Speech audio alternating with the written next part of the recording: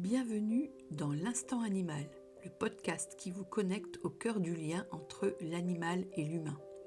Je suis Laurence, communicante animalière et naturopathe pour les animaux.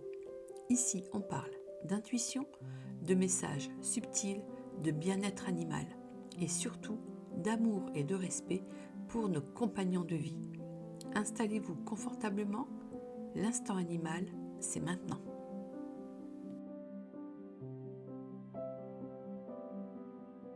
Avant de commencer cet épisode, je tiens à te préciser que je ne suis évidemment pas vétérinaire ni comportementaliste, mais je travaille avec des vétérinaires et avec des comportementalistes ainsi que des ostéopathes.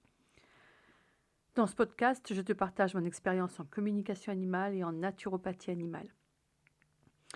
Les fleurs de bac ne vont jamais remplacer un suivi médical, mais elles vont être de précieux alliés pour aider ton animal à traverser des situations de changement, d'émotion ou de stress. Alors, si j'ai choisi ce sujet aujourd'hui, c'est parce que dans mes séances de communication animale, les animaux me font souvent ressentir leurs sentiments vis-à-vis ou leurs émotions vis-à-vis des changements ou des transitions. Un déménagement, l'arrivée d'un nouvel animal, d'un bébé, une séparation, un changement de rythme, ou même tout simplement un changement ou un déplacement de meubles. Nous, ça nous paraît anodin, quoique, eux, c'est parfois un véritable bouleversement. Pour ceux avec lesquels j'ai réalisé des communications animales, je sais que ça va vous parler. Et dans ces moments-là, eh bien, les fleurs de bac, elles vont nous apporter un soutien émotionnel qui va être doux, qui va être respectueux et qui va être efficace. En fait, quand je donne des fleurs de bac ou quand je préconise des fleurs de bac et que j'ai vos retours et que vous me dites « Mais Laurence, c'est incroyable le changement que j'observe avec le fait d'avoir donné des fleurs de bac », ça ne fait que confirmer que les fleurs de bac fonctionnent. Et d'ailleurs, ma vétérinaire, avec laquelle j'ai déjà eu des discussions, me dit que effectivement, les fleurs de bac, ça fait aussi partie des choses qu'elle trouve intéressantes. Elle ne me l'a pas dit pour me faire plaisir. Croyez-moi. Alors tu te demandes peut-être, mais c'est quoi en fait ces fleurs de bac? Tu en entends parler, c'est pas la première fois, mais tu te demandes ce que c'est. Eh bien en fait, ce sont des élixirs floraux qui ont été mis au point dans les années 30, 1930, par le docteur Édouard Bach. Donc pas par le musicien, par le docteur Édouard Bach. On n'est pas sur Jean-Sébastien Bach. Leur but, c'est d'accompagner les états émotionnels, que ce soit la peur, l'incertitude, la fatigue, la difficulté à s'adapter ou le manque de confiance. Elles ne vont pas agir sur le corps physique directement, comme pourraient le faire certaines molécules, des anxiolytiques ou des molécules pour vraiment agir sur l'état émotionnel dans lequel on est quand on a besoin de prendre ce type de traitement, hein, comme on peut déjà, et même nos animaux, ils ont des traitements parfois contre l'anxiété. Mais ça va agir vraiment sur l'équilibre émotionnel. Alors, elles fonctionnent très bien chez les êtres humains et donc elles vont aussi fonctionner très bien chez les animaux. Parce que eux aussi, ce sont des animaux sensibles, ils vivent des émotions, ce sont des êtres sensibles. Et ils vivent aussi les transitions. J'ai découvert les fleurs de bac, je me suis formée, je me suis certifiée, que ce soit pour l'humain comme pour l'animal. Et ce que j'aime vraiment particulièrement, c'est qu'elles n'imposent rien. Elles vont accompagner. Elles ne masquent pas un problème et elles ne forcent aucun comportement. Elles vont aider simplement l'animal à retrouver un équilibre intérieur, ce qui va l'aider à mieux gérer une situation. Je vais vous donner quelques petits exemples. Walnut. Walnut, c'est une fleur que j'utilise souvent dans mes accompagnements parce qu'elle soutient l'adaptation au changement. C'est la fleur des transitions. Un déménagement, une nouvelle maison, un changement de saison, une adoption. Elle va agir comme un protecteur émotionnel qui va aider l'animal à ne pas se sentir envahi par tout ce qui est nouveau. Mimulus, vous devez sûrement en avoir entendu, oui, c'est ça, vous devez sûrement en avoir entendu parler parce que c'est une des fleurs qu'on utilise beaucoup. Elle va correspondre à tout ce qui est les peurs connues, repérées. Ton chien a peur de l'aspirateur, il a peur des visites chez le vétérinaire, et ben Mimulus peut l'aider à mieux traverser cette peur. C'est les peurs qui sont identifiées. Ça ne va pas la nier, mais ça va lui donner une sorte de courage intérieur. Et puis, alors, celle-là, tu dois la connaître. C'est Rescue. Vous êtes beaucoup à la connaître. C'est un mélange de plusieurs fleurs qui est conçu pour les situations de stress ou d'urgence émotionnelle. Un orage violent, un accident, une visite imprévue. On doit aller chez le vétérinaire en urgence. Rescue. Ça règle pas tout, mais ça va vraiment aider l'animal à trouver un calme plus rapidement après un choc. Parfois, tout simplement, le fait de voyager. Et quand je travaille avec les fleurs de bac, je combine toujours mes observations avec ce que l'animal me transmet en communication animale. Je trouve que c'est vachement utile en fait. Parfois, il va me montrer une tension, une inquiétude, une difficulté à trouver sa place, ça arrive. Parfois, c'est son humain qui m'explique qu'il semble triste, qu'il s'isole ou qu'il dort mal. Et en fait, c'est en croisant les ressentis que je peux proposer une sélection de fleurs qui va être adaptée à l'individu et non une recette générale pour tous les animaux. Parce qu'en fait, la même peur, selon l'individu, eh bien, on ne va pas donner les mêmes fleurs. Et ce qui est important de comprendre, c'est que deux animaux qui vivent la même situation peuvent réagir différemment. Par exemple, on va prendre l'idée du déménagement. Eh bien, on va avoir un animal qui peut être anxieux et se cacher sans cesse. Lui, il aura besoin de Mimulus ou d'Aspen. Un autre, au contraire, est surexcité. Il va aboyer, il va tourner en rond. Là, on va avoir une fleur comme Verveine ou Impatient qui va pouvoir l'aider. C'est pour ça que je parle toujours d'un accompagnement qui est personnalisé. En fait, tu vois, les fleurs de bac, c'est comme un langage. C'est un langage subtil qui va rejoindre vraiment la communication animale. Elles viennent traduire, elles viennent apaiser ce que l'animal vit, lui, à l'intérieur de son corps. Ce que j'aime dans les fleurs de bac, c'est que c'est doux, il n'y a pas d'accoutumance, il n'y a pas d'effet secondaire, et quand elles sont bien utilisées, elles peuvent être intégrées dans une approche globale, avec un suivi veto, un ajustement de l'environnement, et parfois des soutiens naturopathiques complémentaires, parce qu'évidemment, elles ne vont pas travailler sur le microbiote, par exemple, ni sur l'immunité.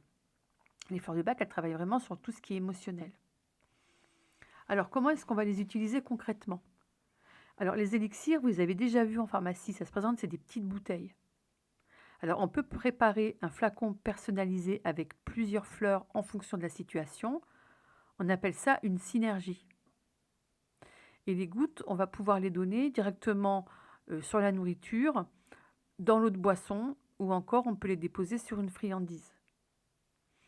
Et la posologie, elle va varier selon le mélange, selon la situation. Mais en général, c'est quelques gouttes plusieurs fois par jour.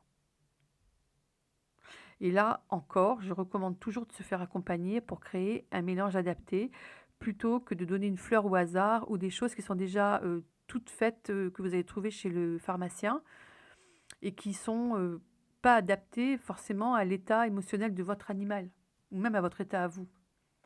On voit des synergies sur des choses en particulier. Par exemple, je sais pas moi, je vais vous dire pour l'humain par exemple sur la ménopause.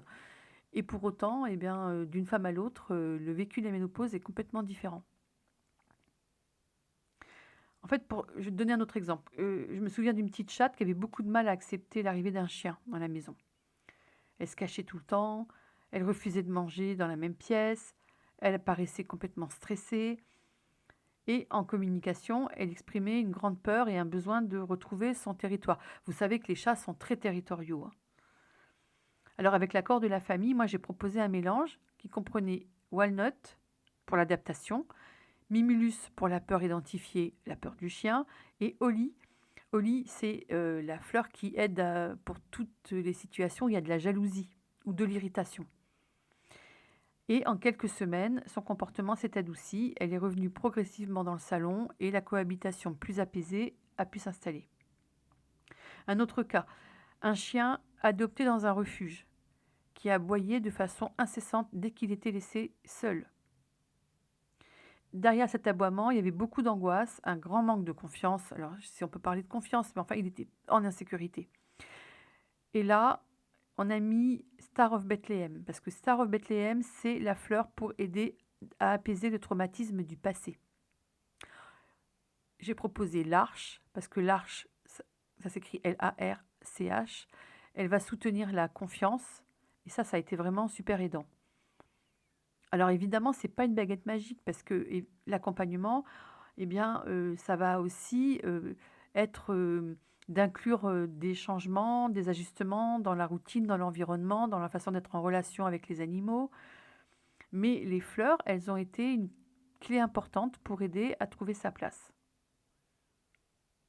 Alors, ce que je voulais vraiment vous dire, et je voudrais insister sur ce point, les fleurs de bac, ça ne remplace pas un travail d'observation, ça ne remplace pas une communication avec ton animal, ça ne remplace pas un suivi vétérinaire, ça ne remplace pas s'il y a besoin d'un accompagnement par un comportementaliste, mais ça va être un outil, ça va être une aide, ça va être un soutien. Elles ne font pas disparaître une situation si l'environnement ou le quotidien ne change pas. Il faut que toi aussi, tu changes des choses dans ce qui se passe pour ton animal ou pour toi, pour que les choses évoluent.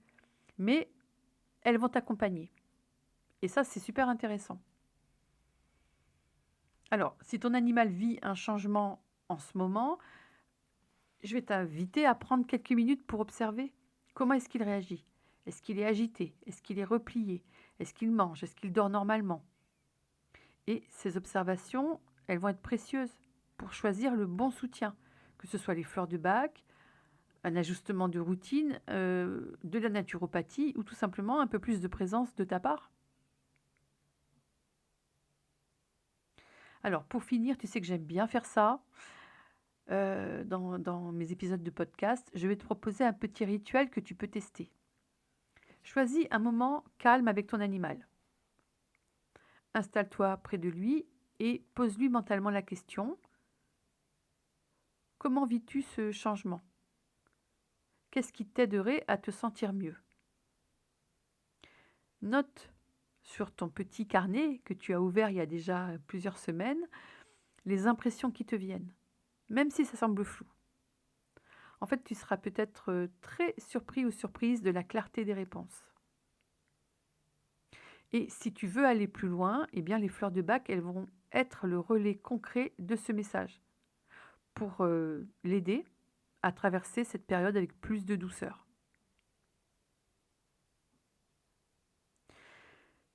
Je terminerai en disant que ce que j'aime dans les fleurs de bac, c'est qu'elles nous rappellent que les émotions des animaux comptent autant que les nôtres. Les animaux ont des émotions. Ce sont des êtres sensibles. Et qu'eux aussi, ils ont besoin d'être entendus, d'être soutenus, d'être accompagnés dans les transitions de leur vie. Alors voilà, si cet épisode t'a inspiré, eh bien abonne-toi à ce podcast, partage-le avec un ou une amie qui vit un changement dans sa vie ou avec son animal, et rejoins-moi sur Instagram, sur Facebook. Tu vas y trouver des conseils, des exemples et puis des ressources pour aller plus loin. Et puis j'ai un site internet où j'écris des articles de blog qui, je pense, peuvent t'intéresser. Merci d'avoir partagé cet instant animal avec moi. Si cet épisode vous a touché, pensez à le partager, à vous abonner ou à laisser un petit commentaire pour faire rayonner ce message. N'oubliez pas les étoiles sur votre meilleure plateforme de podcast. Retrouvez-moi sur Instagram, sur Facebook ou sur mon site internet pour découvrir mes accompagnements et entrer en conversation avec moi. Et d'ici là, prenez soin de vous et de vos animaux et continuez d'écouter ce que le cœur a à vous dire.